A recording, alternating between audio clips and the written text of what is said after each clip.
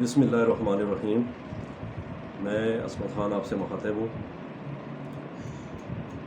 میری طرف سے آپ سب کو السلام علیکم۔ میری دعا ہے کہ آپ سب جہاں کہیں بھی ہیں اپنے اہل و عیال کے ساتھ آپ خیر و عافیت سے ہوں اور اللہ پاک آپ سب کو اپنے حفظ و امان میں رکھیں۔ میری 2 دن سے طبیعت ذرا خراب تھی، اس لیے میں نے 2 دن ویڈیو میں نے نہیں بنائی اور آج بھی میرا پروگرام نہیں تھا ویڈیو بنانے کا، لیکن ابھی ایک لیٹسٹ ڈیولپمنٹ ہوئی ہے مریم صفدر صاحبہ کی لاہور ہائی کورٹ سے، جو انہوں نے حفاظتی ضمانت کی درخواست لگائی تھی، وہ آج ہی لاہور ہائی کورٹ نے اس کو مقرر کیا سماعت کے لیے، اور 12 اپریل تک مریم صفدر کو حفاظتی ضمانت لاہور ہائی کورٹ نے دے دی ہے۔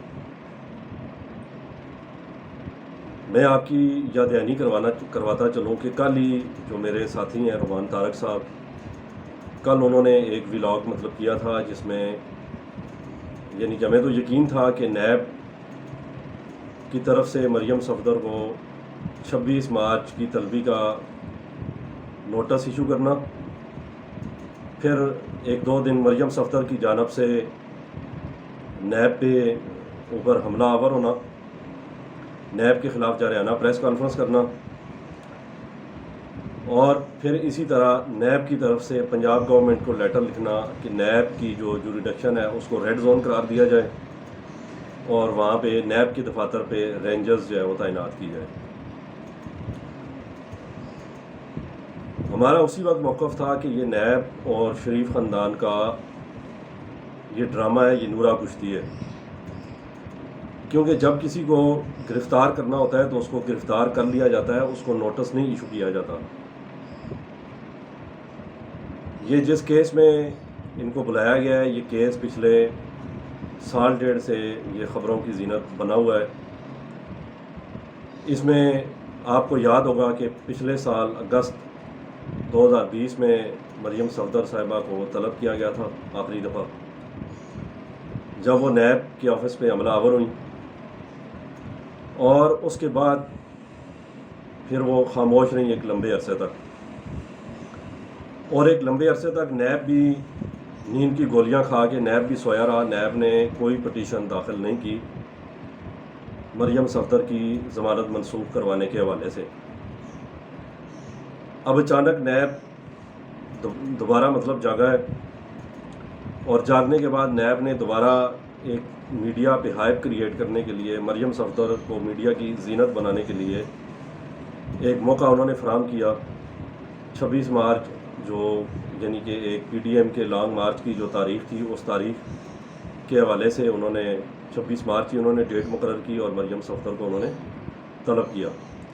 اس کے بعد مریم صفدر نے ایک جارحانہ پریس کانفرنس کی، جس کے بعد نیب نے پنجاب حکومت کو خط لکھا کہ نیب کی سیکورٹی کے لیے رینجرز تعینات کی جائے اور نیب کے جہاں پہ دفاتر ہیں اس علاقے کو ریڈ زون ڈکلیئر کیا جائے۔ تو ہمارا تو کل ہی ولاگ ہم کر چکے تھے کہ یہ نورا کشتی ہے، یہ نیب اس مافیا کے ساتھ ملا ہوا ہے اور وہ آج ثابت ہو گیا ہے۔ مریم صفدر کی اپیل لاہور ہائی کورٹ میں لگتی ہے۔ غریب بندے کی جو اپیل ہے وہ تو 2 سال 3 سال 6 مہینے 5 سال 6 سال اس کا نمبر ہی نہیں آتا۔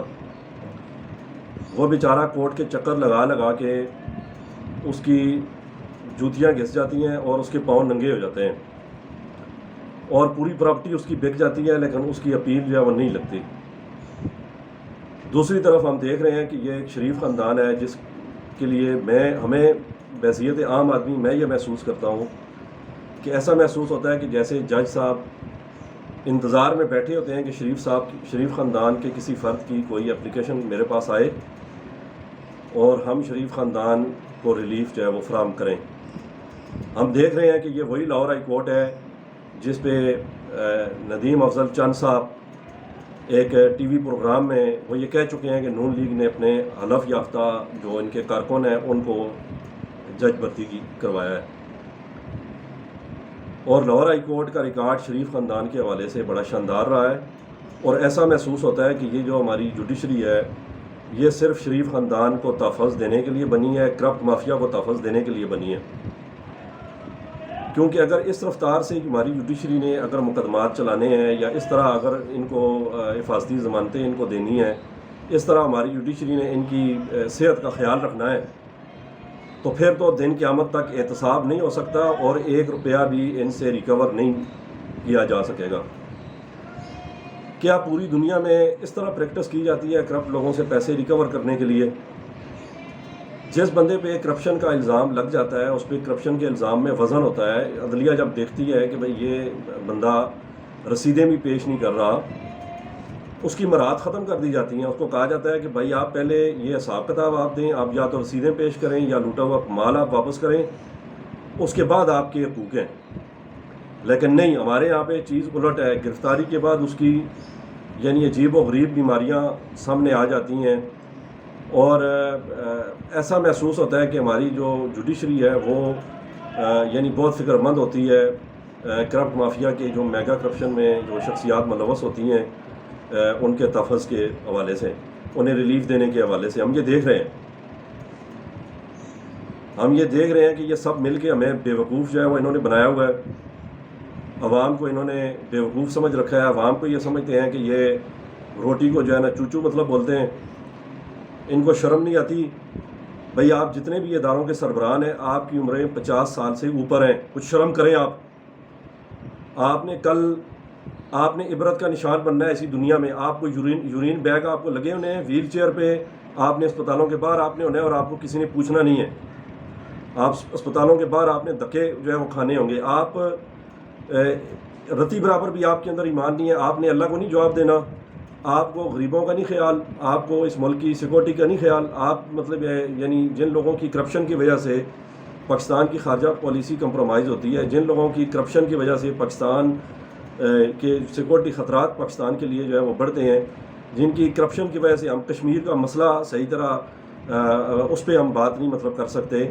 ہم یعنی ٹرک کی بتی کے پیچھے جو ہے وہ لگے ہوئے ہیں کہ UN ریزولیشن کے مطابق جو ہے وہ یہ مسئلہ حل ہوگا، ٹھیک ہے، اور ہمیں بہت ساری چیزوں پہ کمپرومائز کرنا پڑتا ہے ان کی کرپشن کی وجہ سے انٹرنیشنل لیول کے اوپر۔ اور یہاں پہ ہم دیکھ رہے ہیں کہ جو بھی اداروں کے سربراہ آتے ہیں وہ یہ کہتے ہیں کہ میں اپنے 2 سال 3 سال 5 سال یا جو مجھے ایکسٹینشن ملی ہے میں وہ گزار کے چلا جاؤں، ٹھیک ہے، میں برا نہ بنوں، میرے تعلقات کسی سے خراب نہ ہوں، میں سب کی نظر میں جو ہے وہ اچھا بنا رہا ہوں، باقی جو ہے وہ یہ جو ڈھول ہے یہ آگے والا آ کے بجائے گا۔